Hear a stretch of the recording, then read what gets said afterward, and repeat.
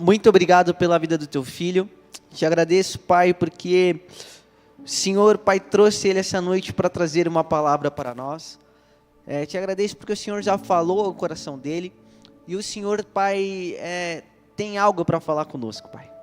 Te peço, Pai, em nome de Jesus, que tudo aquilo que o Tiago falar, Pai, que o Senhor falar através dele, crie, Pai, em nome de Jesus, um bom solo em nosso coração, Pai, em nome de Jesus.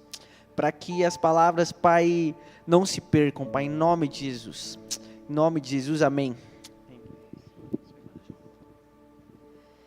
A paz. Boa noite, tudo bem? Confesso que das outras vezes que eu vim aqui, eu fiquei bastante nervoso. E hoje está igual. Então, estou bastante nervoso aqui, mas estou feliz de estar aqui para a gente compartilhar a palavra de Jesus. Amém? Queria começar fazendo uma pergunta. Vocês algum dia na vida boa que a gente tem todos os dias, vocês já pararam e pensaram assim, como será que é ter um dia ruim? Nunca tive? Como será que é ter um dia ruim? Vocês já pararam a pensar e falaram, será como funciona? E para quem já teve um dia ruim, já parou e pensou, falou, nossa, que dia ruim. E aí eu confesso que essa semana foi uma semana que quase todos os dias eu acordei com essa sensação de, meu Deus, que dia ruim. Foi uma semana doída, uma semana um pouquinho pesada para mim. E eu tenho certeza que para muita gente aqui da igreja, né? E aí, durante a semana, pensando mais ou menos o que a gente podia trazer, onde que a gente podia meditar, o que a gente podia compartilhar, foi bem difícil achar. No fundo do meu coração já tinha um caminho, uma voz, e eu falava, não, mas eu não quero falar disso, eu não quero falar disso. E eu fui fugindo e procurando textos e li quase o Novo Testamento todo nesse desespero de achar algum texto, fugindo do texto que estava com um pouquinho de medo de trazer. Mas eu queria abrir a Bíblia com vocês em Apocalipse 5. E o medo não é porque é Apocalipse, meu Deus, eu tenho medo do Apocalipse. Que lá fala sobre as coisas do fim do mundo, então eu estou com medo. Não, não é isso. Apocalipse, ele é escrito. E a gente precisa ter isso em mente quando a gente vai ler Apocalipse. Apocalipse é escrito primeiramente para uma igreja perseguida. Primeiramente para uma igreja que todos os dias via e vivia dias ruins porque pessoas, amigos, familiares eram mortos como mártires nos coliseus. Eram mortos à espada, eram mortos à pedrada. E Apocalipse não é um livro de terror como às vezes a gente acha, como eu achava quando eu era criança. É o livro de terror da Bíblia. Não é. Apocalipse é uma carta de esperança que fala para os perseguidos, para os desajeitados, para os desajustados. Ei, tem esperança. Ei, nada mudou. E aí a gente vai ler agora Apocalipse 5. A gente vai ler o texto inteiro. Todo mundo achou?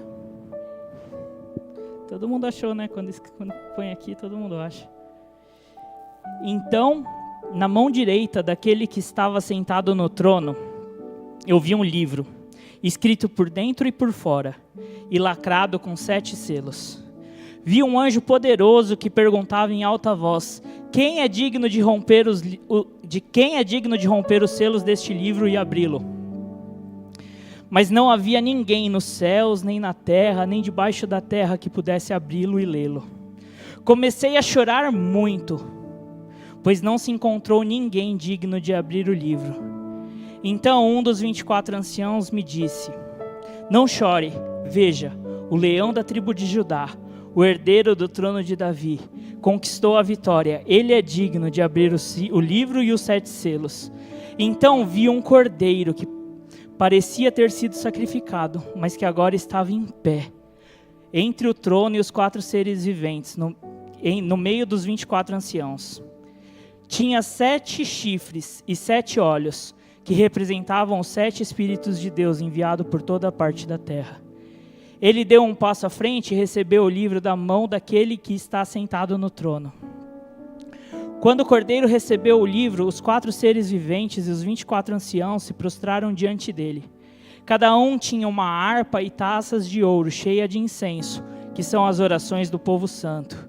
E entoavam um cântico novo com estas palavras: Tu és digno de receber o livro, abrir os selos, pois foste sacrificado, e com teu sangue compraste para Deus pessoas de toda a tribo, língua, povos e nações. Tu fizeste delas um reino de sacerdote para o nosso Deus, e elas reinarão sobre a terra. Então olhei novamente e ouvi vozes de milhares e milhões de anjos ao redor do trono, e também os seres vivos e dos anciãos que cantavam com forte voz: Digno é o Cordeiro que foi sacrificado, de receber poder, riqueza, sabedoria, força, honra, glória e louvor. Depois ouvi as criaturas do céu, da terra, debaixo da terra e do mar cantarem: Louvor e honra, glória e poder pertence àquele que está sentado no trono e ao Cordeiro para todo sempre. E os 4 seres vivos disseram Amém, e os 24 anciões se prostraram e adoraram. E aí a gente para e fala assim, tá, mas o que esse texto tem a ver com a pergunta que você fez no começo, sobre dias ruins? E aí eu estava lendo e me chamou muito a atenção a ideia de que João, a gente quando lê, a gente lê a história de começo a fim, né? Então a gente sabe o que aconteceu. Mas me veio muito na história, me veio muito na cabeça esse pedaço da história, onde fala que João ouviu dizer que ninguém era digno de abrir o livro. E aí ele começa a olhar e ele começa a procurar. E quando ele percebe que ninguém de verdade era digno de abrir o livro, ele começa a chorar, e a Bíblia fala que ele chora muito. E aí eu estava pensando que a nossa vida é isso, sabe? A gente está dentro de uma história gigante, de uma história muito maior, e que por a gente saber muitas informações sobre a nossa vida, a gente tende a achar que a gente está na história da nossa vida. Mas a história que a gente está vivendo, ela é só um pedacinho de nada, ela é um quadrado parado dentro de uma história muito maior. E aí João se depara com a notícia e fala assim, não, ninguém é digno de abrir o livro. E aí ele começa a chorar, e ele começa a lamentar, e a gente assim, a gente se depara com situações na nossa vida, a gente se depara de frente a situações da nossa vida que a gente olha e a gente fala assim, agora lascou, acabou a esperança, ninguém é digno, ó, cadê? Ninguém. Quem que pode me socorrer? Quem que pode melhorar? Quem que pode me ajudar? Ninguém aparece e fala assim, isso é digno. E a gente, de vez em quando, a gente se encontra nesses lugares, onde a gente olha para um lado, olha para o outro, e parece que ninguém pode ajudar a gente a resolver o nosso problema. Ninguém consegue entender a nossa dor, ninguém consegue solucionar ou nos confortar. E esse texto ele prossegue, ele continua. E esse texto ele faz uma coisa que eu não tinha percebido, ele faz uma brincadeira com um jogo de palavras.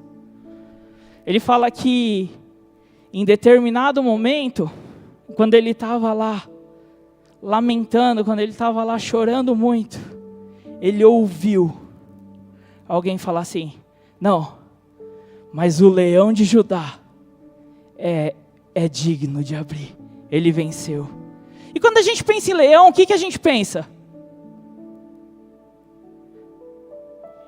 Rugido, mas força, poder. A gente fala assim, a gente está falando do animal mais poderoso dos mamíferos, do melhor caçador, do rei da floresta. E aí o texto fala assim, E o leão da tribo de Judá, ele venceu. Só que aí quando João olha, ele não acha um leão. Ele acha um cordeiro.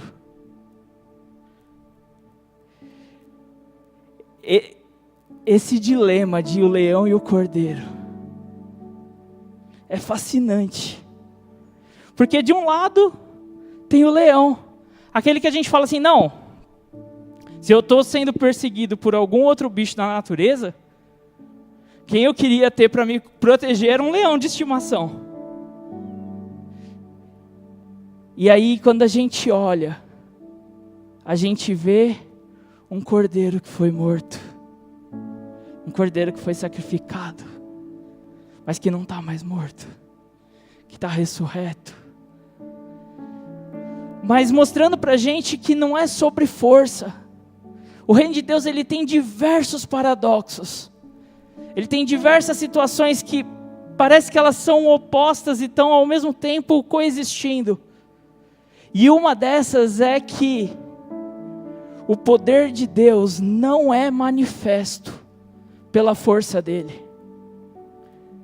A gente adora o Deus que é poderoso para fazer tudo, que faz com um estalar de dedo qualquer coisa e que desfaz qualquer coisa com um estalar de dedo. Mas a gente não adora esse Deus porque Ele é poderoso.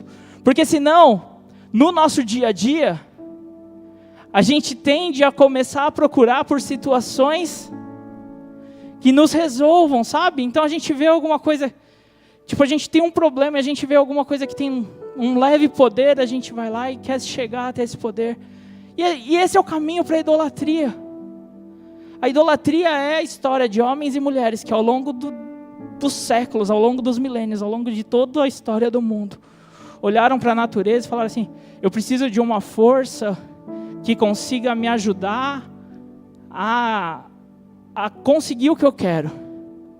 E aí, buscando a força, eles criaram deuses de chuva, deuses de guerra, deuses do sol.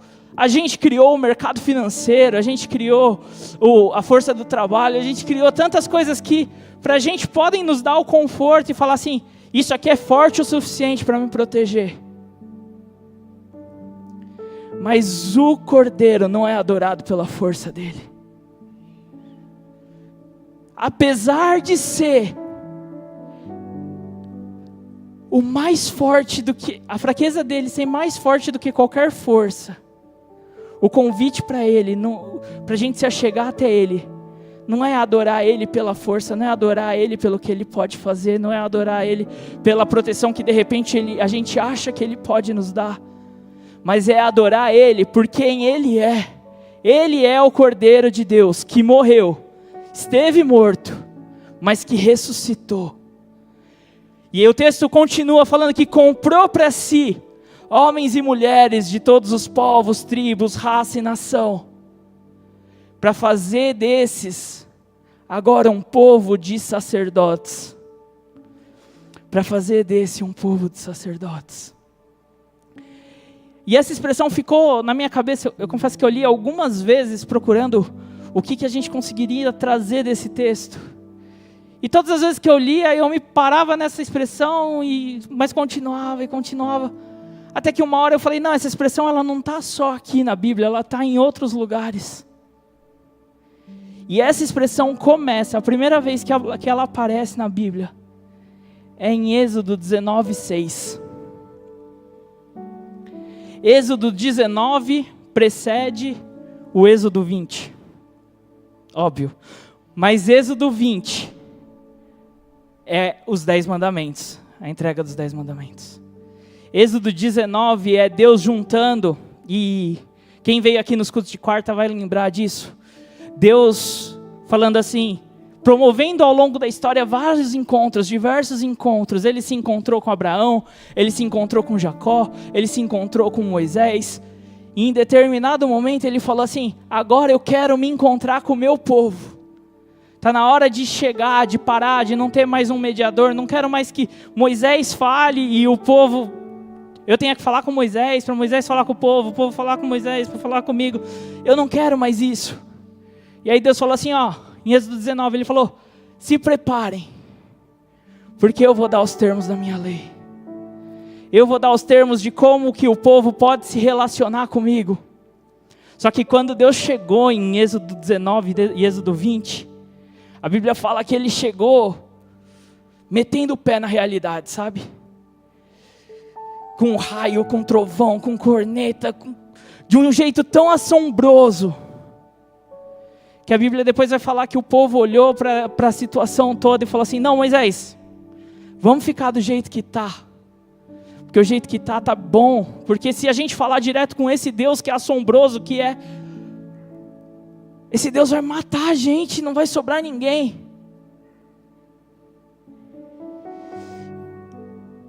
E aí em Apocalipse, veja, a gente estava falando de Êxodo, onde Deus falou a primeira vez que queria construir um reino de sacerdotes.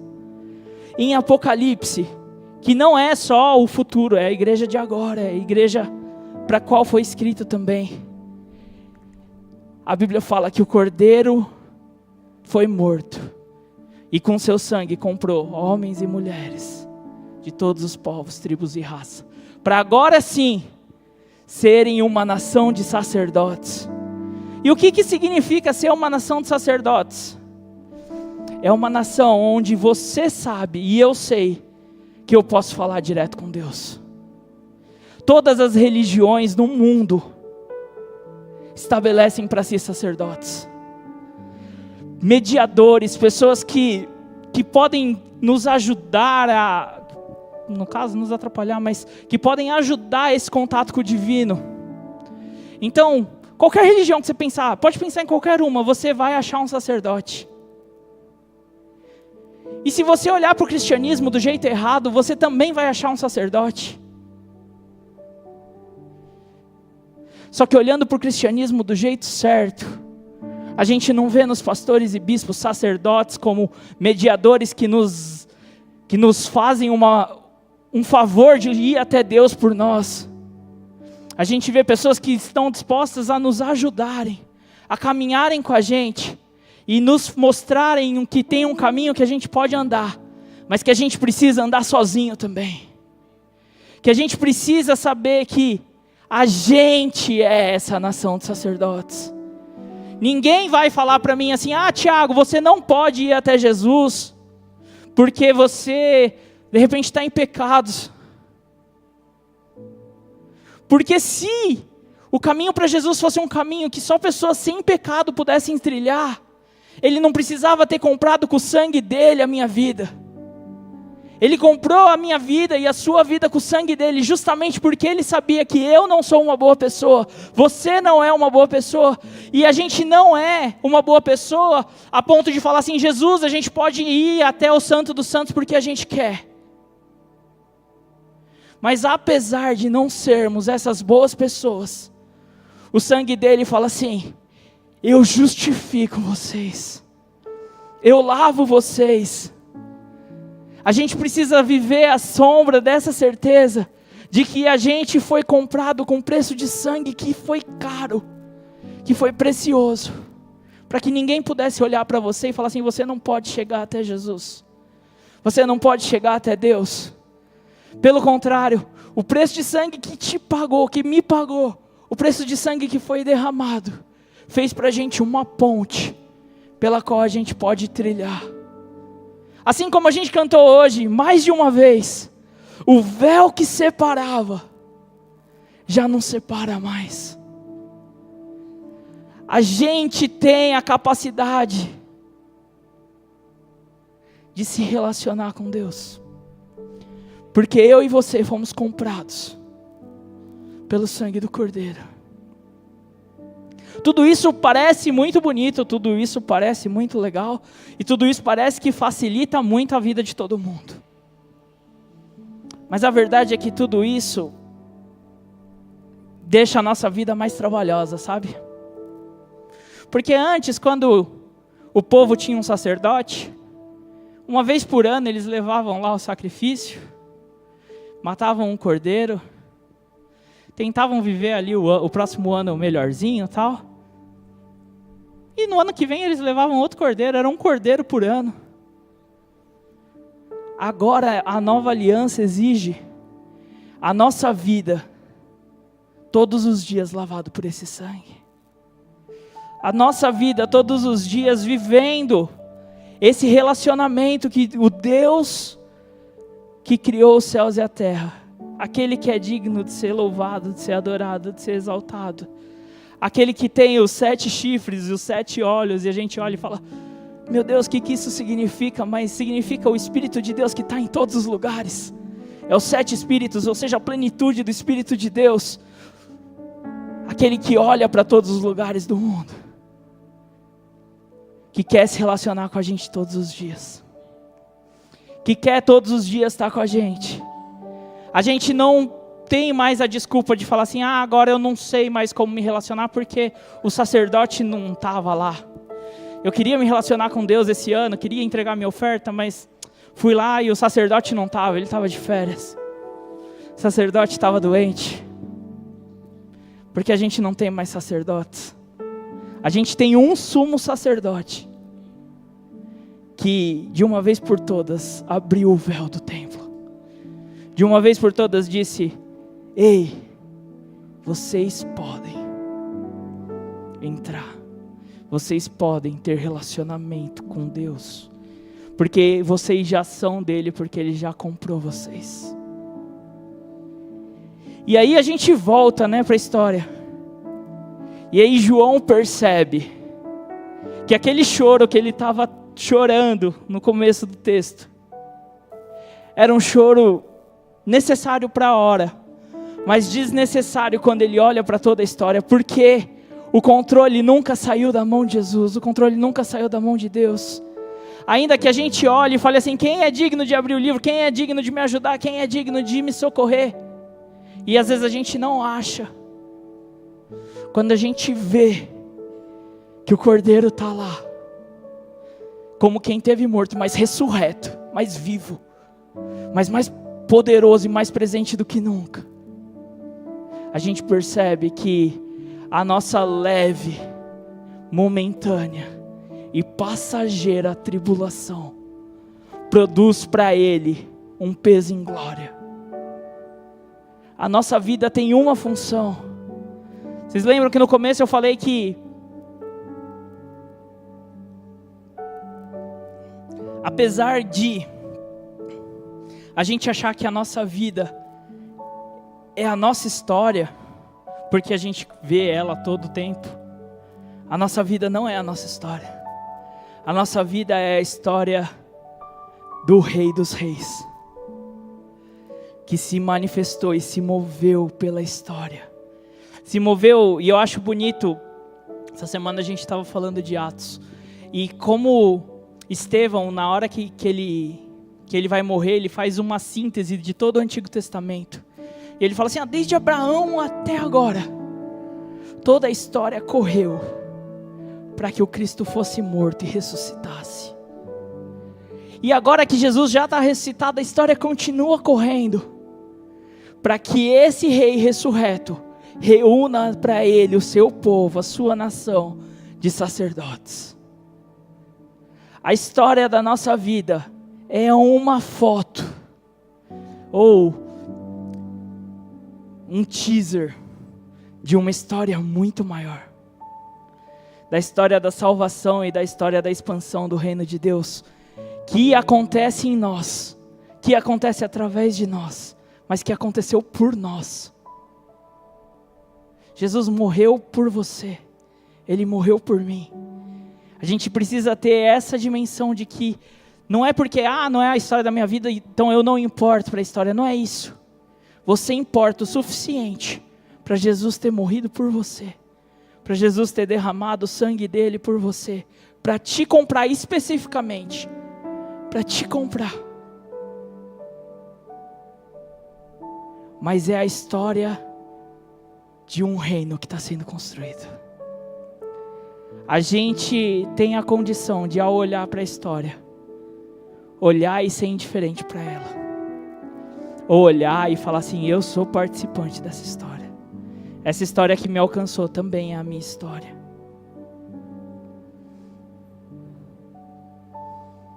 Jesus tem pra gente um lugar preparado. Às vezes a gente vive tão intensamente a nossa vida, que a gente só lembra da eternidade em frente ao luto, em frente à dor. Mas Jesus tem pra gente um lugar preparado. E Ele convida a gente a lembrar desse lugar todos os dias. A viver com a saudosa esperança deste lugar todos os dias. A viver esperando por esse reino, mas expandindo esse reino, sendo canal de manifestação desse reino todos os dias. Jesus tem um lugar que Ele quer nos levar. Ele tem um lugar que Ele quer nos levar, mas esse lugar não começa quando a gente morrer. Esse lugar começa quando a nossa vida começa a entender que a gente pode viver para a glória de Jesus e não mais só para fugir da morte. A Bíblia fala que, e é bonito porque em uma hora todos os seres celestes cantam, digno é o Cordeiro. Em outra hora os seres viventes e as multidões das pessoas que dos santos cantam, digno é o Cordeiro. Em outra hora, a natureza e a terra canta, louvor e glória, honra e poder pertencem ao nosso Deus, pertencem ao Cordeiro. Jesus nos chama para participar desse cântico, falando assim, honra, glória, força e poder pertencem a Jesus. Em frente à dor, em frente ao luto, em frente à morte, a gente vai falar, honra, glória, força e poder pertencem a Jesus, porque Ele venceu a morte. Em frente às minhas dores, honra, glória, força e poder pertencem a Jesus, porque Ele é a cura de todas as dores. Em frente aos meus problemas, honra, glória, força e poder pertencem a Jesus, porque Ele é a solução de todos os problemas. Em frente a todas as fases da nossa vida, em frente aos dias bons, a gente vai olhar e vai falar assim, honra, glória, força e poder pertencem a Jesus, porque Ele é o autor dos dias bons. Quando a gente nasce, Ele é o autor da vida. Quando a gente morre, Ele ainda é o autor da vida. Ele é quem Ele é. Independente de como a gente está, o nosso estar não tem a ver com quem Ele é. De eternidade em eternidade, Ele é o autor da vida. Aquele que é digno de receber honra, glória, força e poder. E o nosso convite é, em frente à dor, olhar para a dor e falar assim, honra, glória, força e poder pertencem a Jesus. Em frente à dor, em frente à dor. Sabe quando dói muito? Você olhar para a sua dor, olhar para o seu problema, olhar para a situação da sua vida, olhar para os vales escuros e falar, honra, glória, força e poder pertencem a Jesus, porque esses vales, essas dores não definem quem Jesus é, então não definem quem eu sou, porque eu fui comprado por Ele. Ainda que eu estou passando por isso, é breve porque o Cordeiro está no trono. Ainda que eu estou vivendo essa dor, é breve porque o Cordeiro está no trono. Ainda que pareça uma eternidade, é breve porque o Cordeiro está no trono. O Cordeiro ressurreto, aquele que parecia que estava morto, mas ressuscitou, é a resposta de todas as nossas perguntas. É a solução para todas as nossas dores, é a solução de todos os nossos conflitos.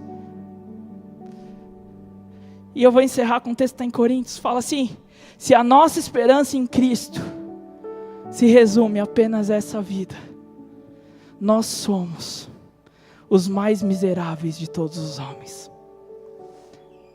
Porque o que é essa vida perto da eternidade que Ele preparou?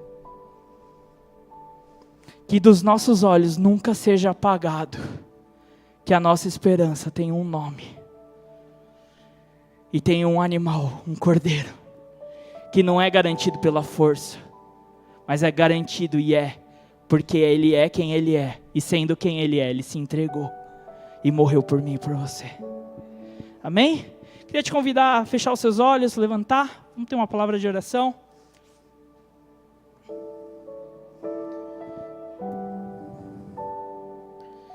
Jesus, Tu és exaltado, Tu és adorado, Tu és maravilhoso. Pai, tantas vezes no nosso dia, tantas vezes nas nossas rotinas, tantas vezes a gente se depara, Senhor, tão preso, Senhor, ao que é físico, ao que é material, que parece que a gente esquece que no trono o Senhor continua reinando, que no trono o Senhor continua sendo o mesmo. Jesus, e por isso nós te pedimos perdão. Pedimos, Senhor, que o Seu Espírito avive, Senhor, dentro dos nossos corações todos os dias, a esperança e a certeza de que o Senhor é o Cordeiro que esteve morto, mas que ressuscitou, que comprou para si as nossas vidas e nos fez povo e sacerdotes, pessoas que podem se relacionar contigo, que podem chegar até o Santo dos Santos, que podem viver aquilo que o Senhor tem planejado, que podem conhecer os seus sonhos, conhecer os seus planos, pessoas que foram chamadas para ser os seus amigos. Pai, em nome de Jesus, que as nossas vidas sejam um testemunho vivo, mesmo em frente à morte, de que o Senhor vive para sempre. Que as nossas vidas gritem isso a toda a humanidade. Que as nossas vidas ecoem esse cântico ao que era, que é e que há de vir.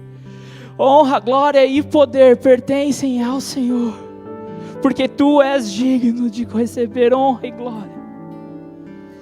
Jesus, nós pedimos isso para a Sua honra e para a Sua glória, porque nós sabemos que o Senhor ressuscitou, porque nós sabemos que o Senhor não está só lá no céu, só lá no trono, mas o Senhor está no meio da gente. A gente pôde sentir a Sua presença maravilhosa nessa noite. Por essas razões nós Te adoramos, nós Te louvamos. Em nome de Jesus. Em nome de Jesus. Amém.